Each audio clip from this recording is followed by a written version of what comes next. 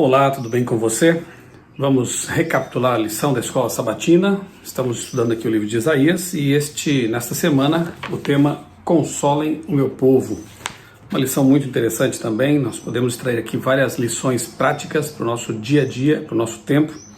Claro que o contexto primário aqui era o povo de Israel, que iria a cativeiro, mas Deus enviando já uma mensagem de consolo para que eles pudessem ter esperança de que no futuro as coisas se resolveriam pelo poder de Deus, pelo poder do Deus Criador. Trazendo para o nosso tempo, nós que também vivemos no cativeiro do pecado deste mundo, aguardando a redenção, a libertação futura deste cativeiro, também recebemos o consolo de Deus de que Ele, o Criador, está do nosso lado e vai nos libertar e nos dar a paz por meio de Jesus. No caso deles aqui, uma profecia interessante que apontava para a primeira vinda. No nosso caso, obviamente, as profecias que apontam para a segunda vinda de Cristo. Antes da oração, quero convidar você a se inscrever no meu canal, se ainda não fez isso, acionar o sininho aí de notificações para receber os avisos de novas postagens e, se gostar do vídeo também, por favor, compartilhá-lo para que a palavra de Deus possa alcançar mais pessoas e assim sejam motivadas a estudar a Bíblia por meio também da lição da Escola Sabatina, que é uma ferramenta mundial para motivar as pessoas a conhecer cada vez mais a palavra de Deus. Vamos orar?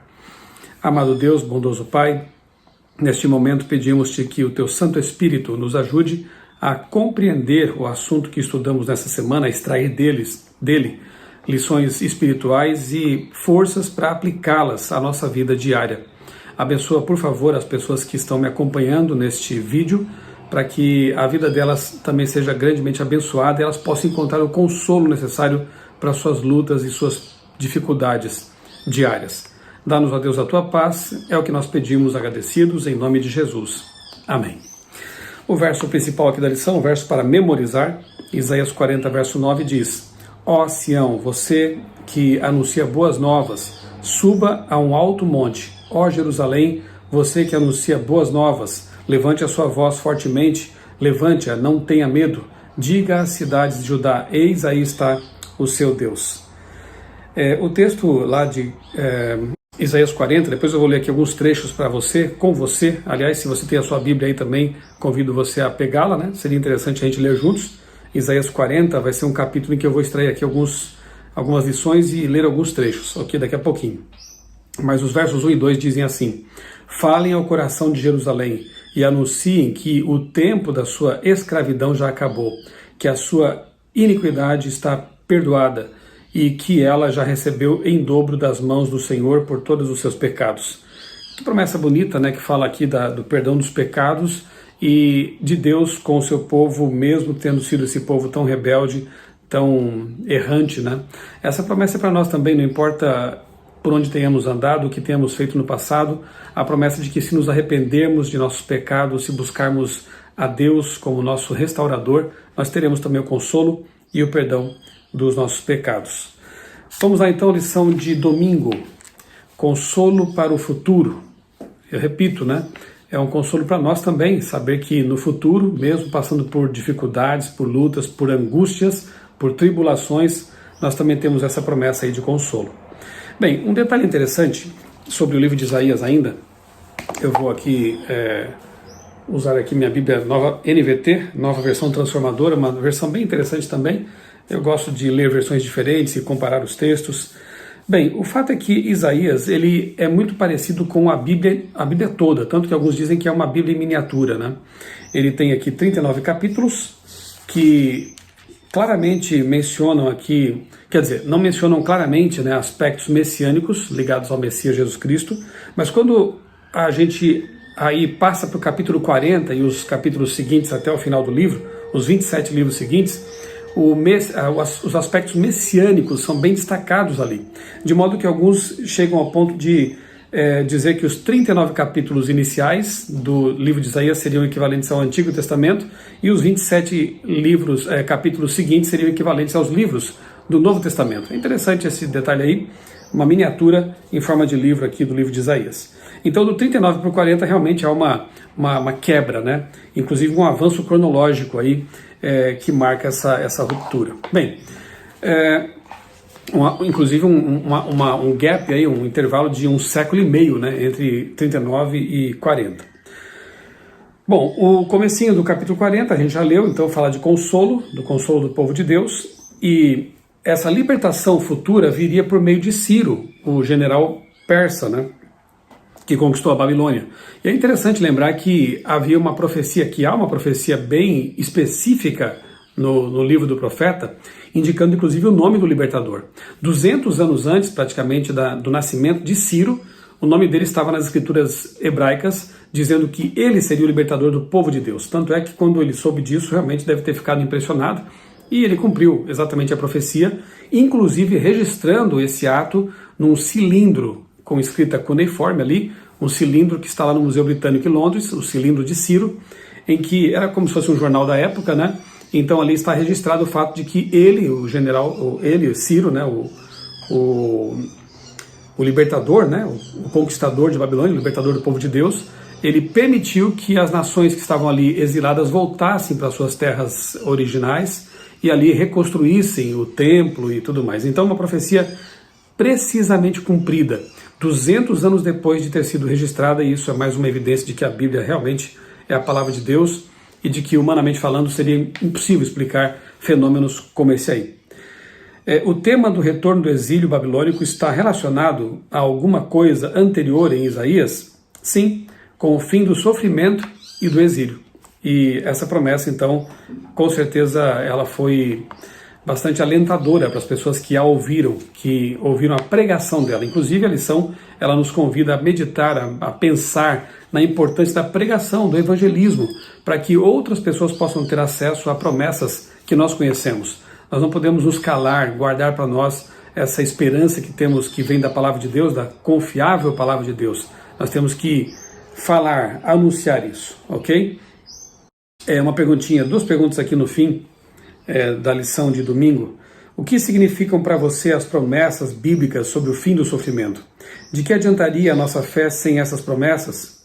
Então realmente é importante ter essa fé de que as promessas, assim como elas se cumpriram para o antigo Israel, vão se cumprir também para nós. Presença, palavra e preparação do caminho, lição de segunda-feira, né? Eu quero ler aqui Isaías 40, o verso 8, que diz o seguinte: o capim seca e as flores murcham, mas a palavra do nosso Deus permanece para sempre. As promessas de Deus estão baseadas em sua palavra infalível. Então é preciso conhecer a Bíblia, é preciso estudar a Bíblia para que nós possamos também ter essas promessas à nossa mente, nosso coração, a fim de ser confortados por ela. Nos versos 3 a 5 a gente encontra então esse chamado para o preparo do caminho. Diz assim a Bíblia: ouçam, uma voz clama, abram caminho no deserto para o Senhor, preparem para o nosso Deus uma estrada reta na terra desolada. Aterrem os vales, nivelem os montes e as colinas, endireitem as curvas, tornem planos os trechos acidentados. Então a glória do Senhor será revelada e todos a verão. O Senhor falou. Então veja que aqui há um convite, né, um chamado para o nivelamento do terreno, de facilitar o caminho, o acesso para o rei e para as pessoas, enfim. Aqui a lição nos faz lembrar de que antigamente, quando um rei ele estava para visitar algum lugar, realmente a vinda dele era precedida por uma preparação do caminho. Então eles aplainavam ali, tapavam os buracos, melhoravam o acesso, enfim, uma reorganização do terreno. A lição diz assim, que o Novo Testamento aplica a profecia de Isaías à obra realizada por João Batista, Mateus 3,3. Sua mensagem era: arrependam-se, porque está próximo o reino dos céus. E o batismo que ele realizou foi de arrependimento para a remissão de pecados. Portanto, a preparação era o arrependimento e afastamento do pecado para receber o consolo do perdão e da presença de Deus. Nós sabemos que João Batista também representa, né, o povo de Deus nesses últimos dias, e portanto a nossa missão hoje também é de preparar o caminho, preparar o terreno, aplainar o caminho, né, para que o rei possa vir segunda vez, a volta de Jesus. E a mensagem hoje não é outra, senão pregar também o arrependimento, a consagração, o preparo do coração para receber o rei que está vindo, Jesus Cristo. Que nós possamos cumprir nossa missão, assim como João Batista cumpriu também a dele. Terça-feira, a origem do evangelismo. É interessante, né? Isaías 40, 9 a 11, aqui nós encontramos também uma prefiguração, digamos assim, né, do que seria realmente o trabalho de evangelismo, de pregação do evangelho. Grite mais forte, ó Jerusalém, grite sem medo, diga às cidades de Judá, seu Deus está chegando. Isso é evangelismo, isso é pregação do evangelho. A maior boa nova que existe, né, foi a vinda de Cristo aqui à Terra para morrer por nós pecadores e a sua segunda vinda prometida por Ele mesmo, e que nós cremos deverá acontecer em breve. Interessante que aqui em Isaías 41, 27 e 52, 7 aparece um arauto, né, um pregador masculino, do sexo masculino, e depois aparece no 40, verso 9, esse que eu acabei de ler, no hebraico a gente vê que a palavra aqui é feminina, né, então uma pregadora, uma arauta, né, da verdade, da pregação. E talvez isso, quando a gente chega lá no Novo Testamento e lê sobre os profetas, né, que anunciaram o Jesus como menino e o viram como Messias, Simeão e Ana, também de novo aqui um homem e uma mulher, né?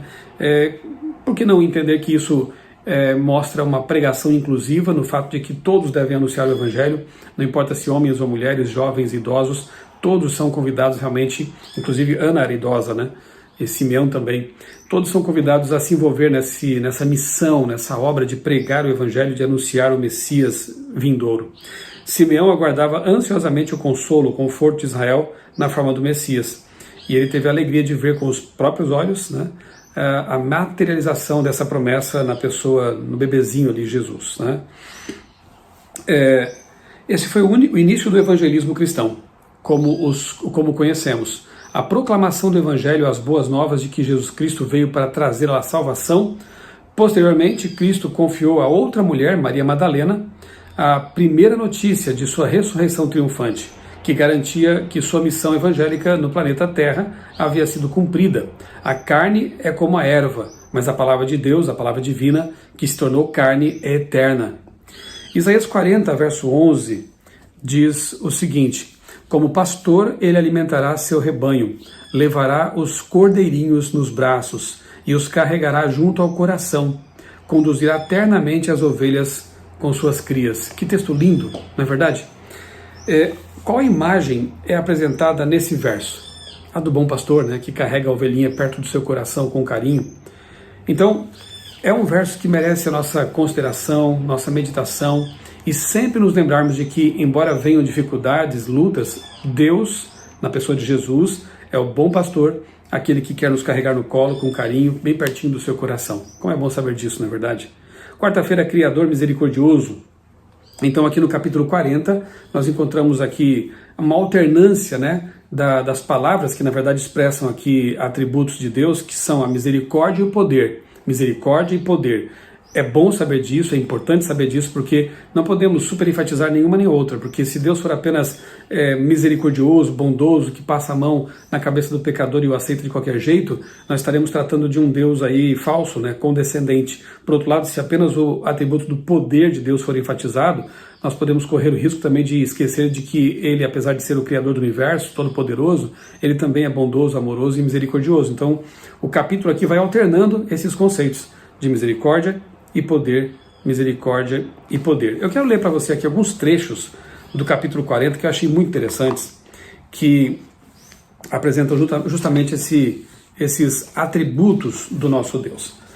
Eu começo aqui com os versos 1 e 2, que nós já lemos no começo, mas vale a pena repetir. Consolem, consolem meu povo, diz o seu Deus, falem com carinho a Jerusalém, digam-lhe que seus dias de luta acabaram e que seus pecados foram perdoados. Depois, verso 8, que fala da permanência da palavra, enquanto os versos anteriores falam da transitoriedade da vida humana.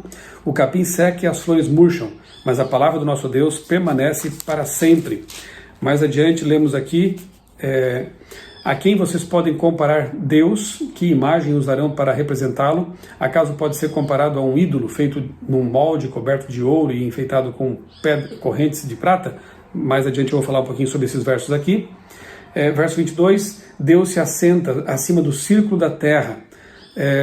Para ele as pessoas lá embaixo parecem gafanhotos.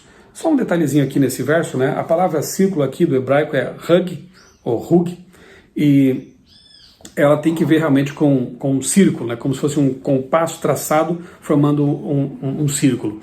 Quando você vai para uma montanha muito alta e olha ao redor, você tem essa impressão de que está realmente olhando para um círculo, né, em volta de você. A Bíblia, ela narra os eventos, ela descreve situações sempre do ponto de vista do observador, a não ser quando o ponto de vista é de Deus, então falando, né, sobre a perspectiva dele, mas geralmente a perspectiva é do autor escrevendo e observando o mundo ao seu redor.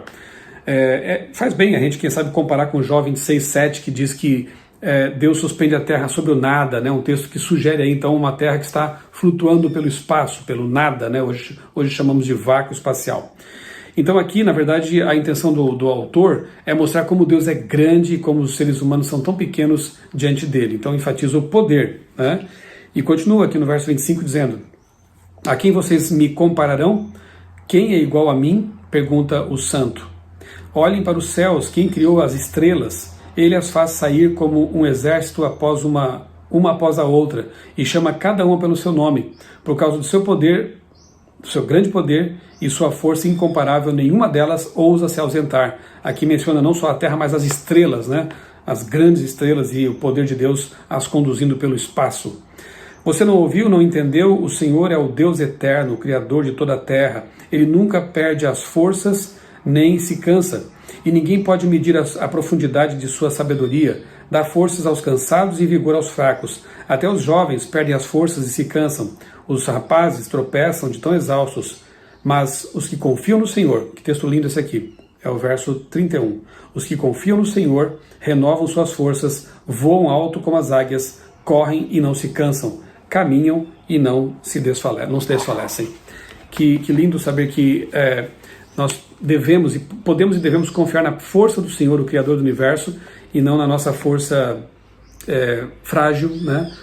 Na nossa ausência de força, na verdade, como seres humanos. Nós que somos apenas como gafanhotos, e o Deus Criador, Todo-Poderoso, então oferece para nós a sua força, o seu poder. Então essa aqui é a lição de quarta-feira sobre os atributos de Deus, né? A lição, o capítulo tem a intenção de mostrar que ninguém se compara a Deus, né? E que nós precisamos confiar nesse Deus Todo-Poderoso. O verso 27 do capítulo 40, eu quero ler aqui com você. Verso 27 diz o seguinte: ó Jacó, como pode dizer que o Senhor não vê o que se passa? Ó Israel, como pode dizer que Deus não se importa com os seus direitos? Agora aqui nós vemos um Deus presente, um Deus misericordioso, né? Ou seja, aquilo que eu disse há pouco, né? Uma alternância aqui de atributos de poder com de misericórdia. Eu sou todo-poderoso, eu sou o Criador do Universo, eu criei o planeta Terra, as estrelas, o cosmos, mas eu vejo também a aflição de vocês. Eu estou preocupado com a situação de vocês. Por menores que vocês sejam, diante desse vasto universo, eu amo cada um de vocês. Eu morri por vocês na cruz do Calvário. Essa é a mensagem que vem de Deus, Deus Todo-Poderoso, mas também um Deus amoroso, interessado e envolvido na situação dos seres humanos. Uma prova disso foi a vinda de Cristo e a morte dele na cruz, com certeza. E a lição de quinta-feira, o problema da idolatria, que na Bíblia é comparada a um adultério espiritual. Porque se Deus é o nosso esposo, digamos assim, a igreja é a esposa dele, tem que ser fiel. Quando a igreja, ou nós como indivíduos, né, dessa igreja, nos afastamos de Deus e buscamos ídolos, deuses falsos, isso caracteriza realmente um adultério espiritual. Isaías 41, verso 29, agora, se você tem sua Bíblia aí, vamos ler juntos. Isaías 41, verso 29, diz assim, sobre os ídolos, né? São objetos tolos e sem valor. Todos os seus ídolos são vazios como o vento. A Bíblia até ironiza, né? Dizendo que realmente ídolos de madeira ou de metal feitos por seres humanos, o que podem fazer, né? São feitura humana, enquanto Deus fez o ser humano, Deus é o Criador do ser humano. Então os ídolos são objetos sem valor. Idolatria não é só adorar um pedaço de madeira ou de metal, né? Eu releio aqui Isaías 40, no capítulo anterior, nos versos 18 e 19, a quem vocês podem comparar Deus, que imagem usarão para representá-lo? Acaso pode ser comparado a um ídolo feito num molde, coberto de ouro e enfeitado com correntes de prata? Sobre idolatria, é bom a gente expandir um pouco aqui o conceito e entender que não é apenas adorar imagens, coisas feitas pela mão dos seres humanos, pode ser algo até mais sutil muitas vezes. Eu quero ler aqui para vocês Efésios capítulo 5, Efésios 5, verso 5. Aqui nós encontramos também alguma coisa sobre idolatria.